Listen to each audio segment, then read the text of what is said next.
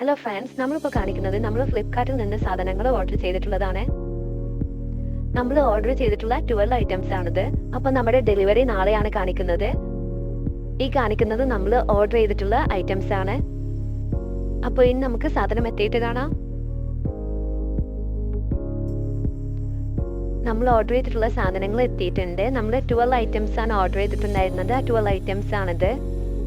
ഇതിലുള്ള ഈ 3 items Chocos pouch, choco pi, അതുപോലെ തന്നെ ഷുഗർ, ഇത് മൂന്നും നമുക്ക് 1 റുപ്പീസിനാണ് കിട്ടിയിട്ടുള്ളത്. കാരണം നമ്മൾ 700 റുപ്പീസിൻ്റെ മുകളിൽ പർച്ചേസ് ചെയ്യുകയാണെങ്കിൽ നമുക്ക് ഓഫർ ലഭിക്കാറുണ്ട്. അങ്ങനെ ഈ 3 ഐറ്റംസും 1 രൂപക്കാണ് നമുക്ക് ലഭിച്ചിട്ടുള്ളത്.